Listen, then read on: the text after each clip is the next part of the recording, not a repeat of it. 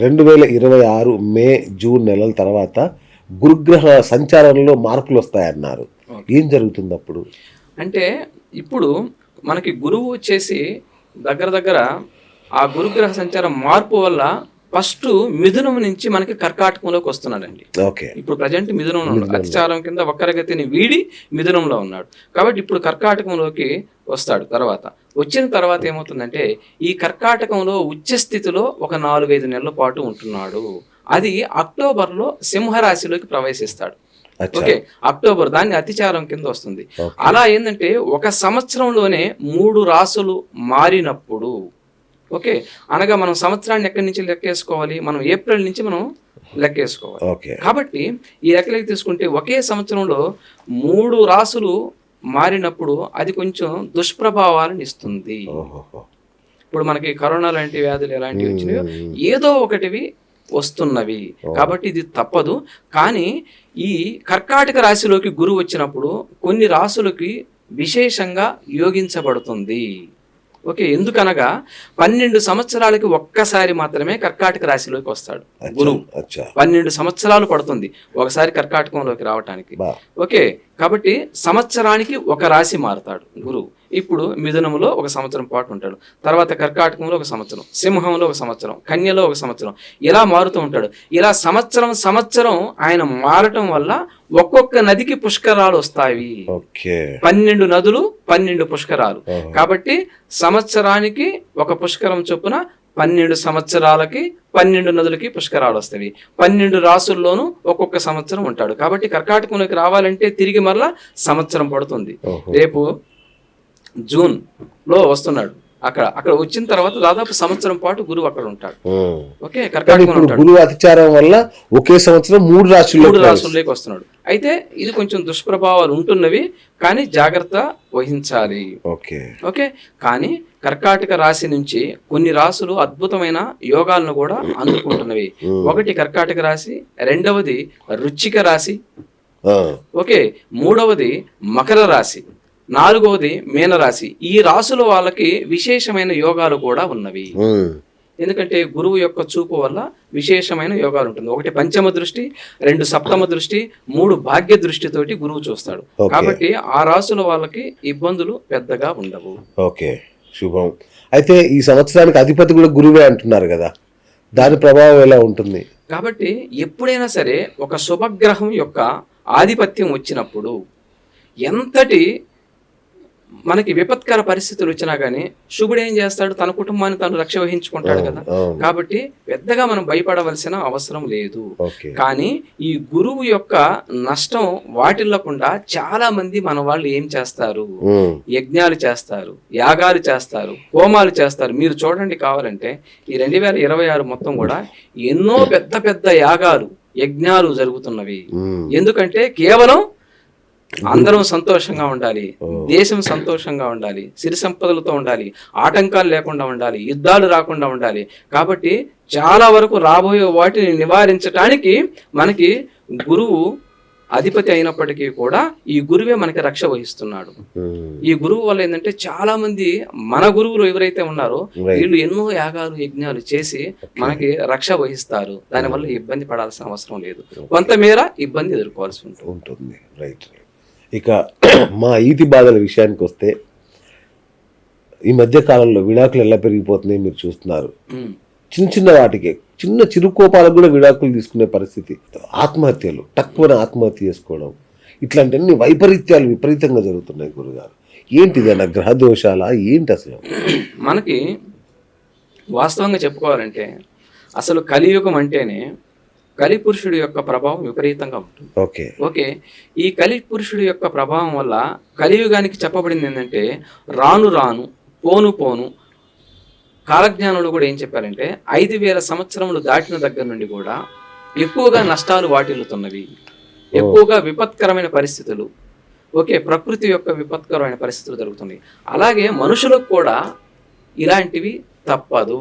ఎందుకంటే పోను పోను వినాశనమే, అధర్మమే పెరుగుతుంది. ఓకే, ఇలా పెరుగుతున్న క్రమంలో ఈ యొక్క జాబితా కూడా ఏంటంటే ఎక్కువగానే ఉంటున్నవి. విడాకులు ఎక్కువ ఉంటాయి, మరణాలు ఎక్కువ ఉంటాయి. కాబట్టి వీటి నుండి మనం ఎలా తప్పించుకోవాలి? మనం మంచి జ్యోతిష్యుల్ని చూపించుకొని వాళ్ళ జాతకాలను పరిశీలన చేసుకొని సప్తమ స్థానాలు, ఓకే, భార్యకైతే భర్త స్థానము, భర్తకైతే భార్య స్థానాన్ని మంచిగా ఉందా లేదా చూపించుకొని దానికి తగిన రెమెడీలు చేసుకోవటం అనేది మంచిది.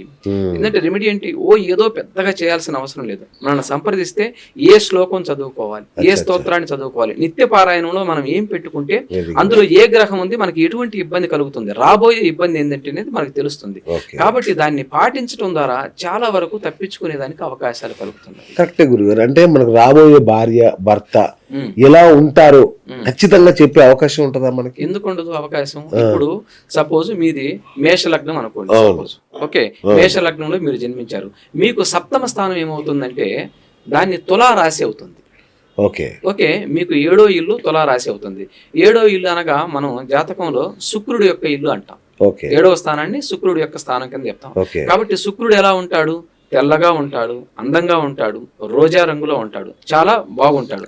కాబట్టి ఈ మేషలగ్నం వాళ్ళకి ఎవరైతే భార్య రాబోతున్నారో ఈ వచ్చే భార్య చాలా అందమైన యువతిగా ఉంటుంది. కొంతవరకు లవ్ మ్యారేజెస్ జరిగేదానికి అవకాశం ఉంటుంది. ఓకే, లేదు అందులో ఆ సప్తమ స్థానంలో గనక వేరే గ్రహాలు ఉన్నాయనుకోండి, లేదంటే శనో, లేదంటే కుజుడో, లేదంటే రాహువో, లేదో కేతు అనుకో, దాని నుంచి కూడా ఫలితాలు మారిపోతుంటాయి. ఓకే, శుక్రుడైతే తెల్లగా ఉంటారు, మంచి వర్ణంతో ఉంటారు. రాహు కేతులు ఉన్నారు అనుకోండి, అనేక రకాల ఛాయలు ఉంటాయి ముఖంలో, నలుపు ఉండొచ్చు, అనేక రకాలు తేజస్సు విహీనంగా ఉండొచ్చు, లేదంటే అది ఇంటర్ కాస్ట్ మ్యారేజ్ అవ్వచ్చు, అనేక రకాలుగా కూడా ఉంటుంది. కాబట్టి సప్తమ స్థానంలో ఏ గ్రహాలు ఉన్నాయో దానిని బట్టి మనకు వచ్చే భార్య ఎలా ఉంటుందో మనం నిర్దిష్టంగా చెప్పగలం. సూపర్. అయితే ఈ మధ్య మాకు ఈ మన పాయింట్స్ కలుస్తాయి కదండి, ఎంత 36 పాయింట్లు కలిసినా చాలు, మాకు 34 గెలిచాయండి, ఇక మేము పెళ్లి చేసుకుంది అయ్యగారితో ఏం పని అని కొందరు అలా చూసుకొని కూడా ఈ మధ్య వెబ్సైట్లలో చూసేసుకొని చేసేసుకుంటున్నారు. మళ్ళీ వెంటనే విడాకులు కూడా తీసేసుకుంటున్నారు. అది వాస్తవం చెప్పాలంటే ఆ పాయింట్స్ కలిసి దేని వల్ల కలుస్తాయి అంటే కేవలం అది నక్షత్రాన్ని బేస్ చేసుకుని మాత్రమే కలుస్తాయి. ఓకేనా, నక్షత్రాన్ని బేస్ చేసుకొని కలుస్తున్నాయి.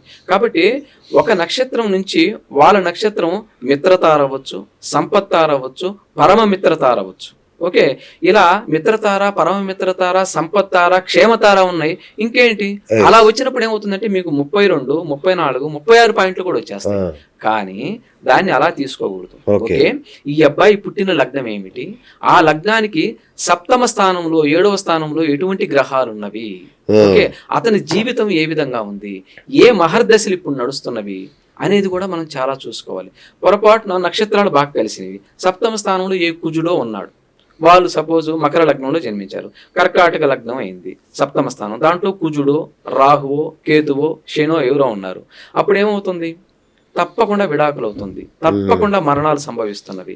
కాబట్టి ప్రతి ఒక్కరు జాగ్రత్తగా అది చూపించుకోవాలి. ఎందుకంటే చూసి ఫిక్స్ అవ్వడం తప్పు. అది ఏంటంటే ఓన్లీ నక్షత్రానికి మాత్రమే కలుస్తున్నాయి ఆ పాయింట్స్. కాబట్టి జన్మ జాతకాన్ని పరిశీలన చేసినప్పుడు మాత్రమే వాళ్ళ యొక్క సప్తమ స్థానంలో ఉండే దోషాలు మనం తెలుసుకోగలుస్తున్నాము. తెలుసుకొని తగు ఉపాయం ఉంటే రెమెడీ చేయగలము, లేదు అనుకుంటే సైలెంట్ గా ఉండడం అని చెప్తాం, వద్దు అని చెప్తాం. ఇంకొక బ్యాచ్ ఉంది గురుగారు, అద్భుతమైన అందంతో మెరిసిపోతుంటారు, ఐశ్వర్యంలో తులతూగుతుంటారు, కానీ పెళ్లిళ్ళు కావు. ఎంత ప్రయత్నించినా పెళ్లిళ్ళు కావు. ఏంటి దానికి కారణం ఏంటి? దానికి ఉంటుంది కారణం. ఎందుకంటే పూర్వజన్మ సుకృతమై ఏదైనా మనం తీసుకోవాలి. ఓకే, మనకు రుణం ఉంది అంటే ఏమిటి, ఆ రుణం తీర్చాలి. మనం ఉన్నామనుకోండి రుణం తీర్చాలి, మనకు వాళ్ళు ఉన్నారనుకోండి రుణం తీర్చాలి, తప్పకుండా తీర్చాలి. కాబట్టి ఇది రుణానుబంధాల కిందకి మనం తీసుకోవాలి ఒక రకంగా చెప్పాలంటే. ఇప్పుడు ఎంత ప్రయత్నించినా అతనికి పెళ్లి అవ్వటం లేదు.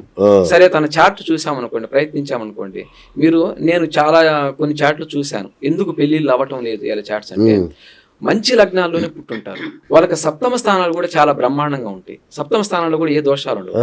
కానీ చాలా గ్రహాలు 8వ ఇంట్లో ఉండిపోతున్నవి, అష్టమ స్థానంలో ఉండిపోతున్నవి, తర్వాత చాలా గ్రహాలు వ్యయ స్థానాల్లో ఉండిపోతున్నవి, అంటే 12వ ఇంట్లో ఉంటున్నాయి.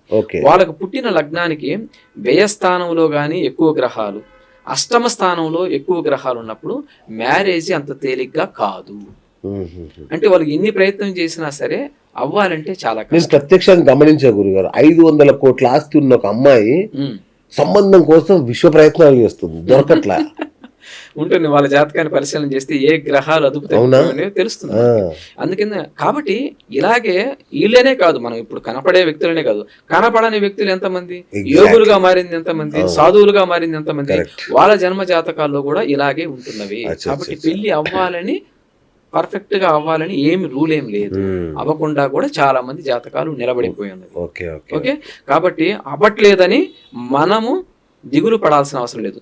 చూపించామా, జాతకాన్ని పరిశీలన చేశాము, ఓకే ఇలాంటి ఇబ్బంది ఉంది కాబట్టి ఫలితం లేదు, మనం ఎంత ప్రయత్నించినా కూడా అనేది కూడా మనం చెప్పగలం. Super super.